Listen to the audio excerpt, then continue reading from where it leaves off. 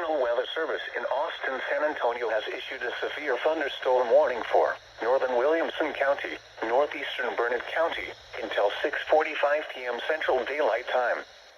At 5:46 p.m. Central Daylight Time, a severe thunderstorm was located near Eas, or 7 miles northwest of Araneta, moving northeast at 40 miles per hour. Hazard, 60 miles per hour wind gusts and quarter-size hail. Source, public. Impact, hail damage to vehicles is expected. Expect wind damage to roofs, siding, and trees. Locations impacted include Georgetown, Araneta, Leander, Bartlett, Liberty Hill, Gerald, Florence, Weir, Georgetown Dam, Briggs, Sun City, Mahomet, and Dice, Fian, Wahlberg, Shortner, and Seward Junction. A tornado watch remains in effect until 11 p.m. Central Daylight Time for South Central Texas.